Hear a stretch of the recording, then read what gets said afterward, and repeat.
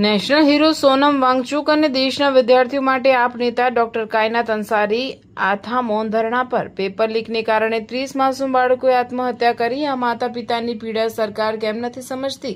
Doctor કાયનાત Ansari આથા આપ કોંગ્રેસ શાસનમાં અન્ના હજારેના આંદોલનની વકીલાત કરનાર ભાજપની સંવેદનશીલતાના સત્તામાં આવતા જ કેમ મરી ગઈ? કોઈ પણ નેતાનું પદ કે અહંકાર દેશના બાળકો અને સોનમ વાંગચુકના જીવથી મોટું હોઈ શકે નહીં, ડોક્ટર કાયનાત અંસારીએ કહ્યું।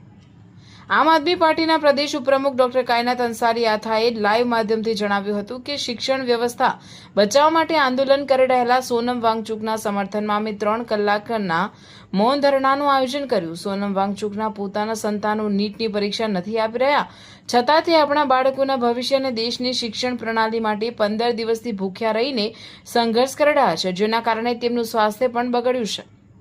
જે માણસે શિક્ષણ પદ્ધતિ બદલીને વિશ્વભરમાં ભારતનું ગૌરવ વધાર્યું, તેની વાત સાંભળવાને બદલે સરકાર અહંકારમાં આવીને આ અવાજને દબાવવાનો પ્રયાસ કરી રહી છે।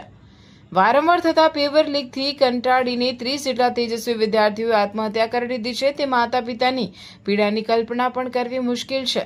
આ કોઈ બીજાના બાળકો નથી, પરંતુ આપણા પોતાના છે તેમ સમજીને આપણે જાગૃત થવું પડશે। જો શિક્ષણ મંત્રીના કાર્યકાળમાં પેપર લીક થતા હોય તો તેમણે તાત્કાલિક રાજીનામું આપી દેવું જોઈએ, કારણ કે કોઈનું પદ બાળકના જીવથી મોટું નથી।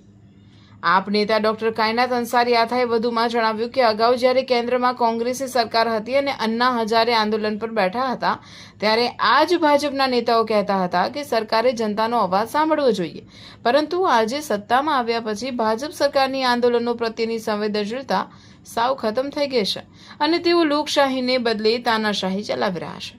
આપણને ધર્મ અને જ્ઞાતિની રાજનીતિમાં વ્યસ્ત રાખીને શિક્ષણ અને સ્વાસ્થ્ય જેવા મૂળભૂત મુદ્દાઓ પરથી ધ્યાન ભટકાવવામાં આવી રહ્યું છે, પરંતુ આપણા માટે દેશ કોઈ પણ નેતા કે વ્યક્તિથી ઘણો મોટો છે। વર્ષો પછી દેશમાં એક એવી ક્રાંતિ આવી છે જે બધું બદલી નાખશે અને આપણી આવનારી પેઢીના ભવિષ્યને સુરક્ષિત કરશે। હું દેશના તમામ નાગરિકોને અપીલ કરું છું કે તમે જ્યાં પણ હો ત્યાંથી આ શિક્ષણ બચાવો આંદોલનને પૂરેપૂરું સમર્થન આપો અને આ દેશની વ્યવસ્થા સુધારવાની જવાબદારી પોતાની સમજીને આગળ આવો।